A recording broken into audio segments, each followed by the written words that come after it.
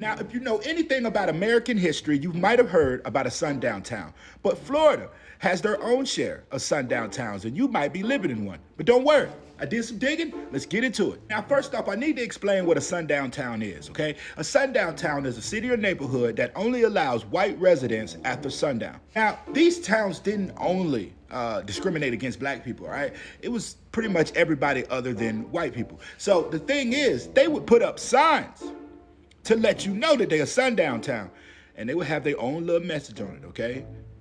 Just read the sign. Now, these sundown towns, they had to thrive as a community, all right? So they would let black people come into the town. They could come work, all right? A lot of black people work for a lot of the richer people in the neighborhood. You could shop, you could do all kind of stuff. But when that sun was going down, you needed to be on the first bus out of town. Because if you didn't, you could either get harassed, you could get beat up, and worst comes to worst, you could probably lose your life. Now, some of these towns, okay, didn't start off as sundown towns, okay? Some of these towns, they kind of merged into sundown towns while black people were already living in the neighborhoods, but this is how they handled it. Now, if majority of the residents in the neighborhood wanted it to be a sundown town, they would literally leave signs around to basically warn, look, you don't want to buy a house here, you don't want to rent here, or any of that. So they would put these signs out just to give warning. And not only that, it goes even deeper.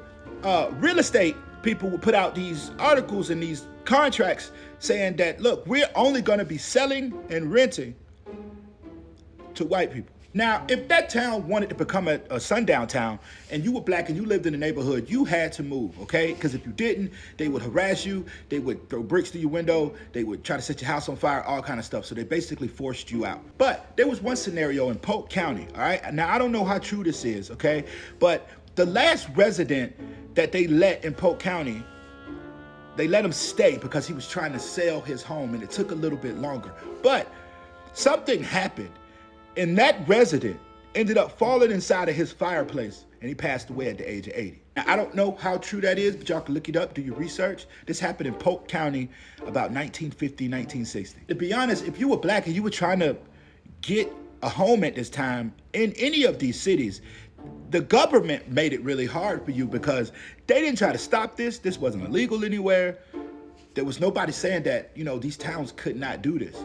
So they just had to go find a town that they could live in. Now, this is nothing new. This has been going on since 1865, since the day that they ended slavery, all right? But when they signed the Emancipation, all right, 2 years later, after they ended slavery, that's when all the, problems started, because people didn't just be like, oh, okay, slavery over, I guess we gotta like, black people now. But no, they continued on with their ways. Now, you could pause this, look at all of these red flags, okay? Red flags, all right? But all of these cities at one point in time in Florida's history were a sundown town. Now, if you live in Florida today, you might want to screenshot this, because these are supposedly some of the cities that still are sundown towns. Might want to look at these. Groveland, we see you. Lake County. The more you know. Peace.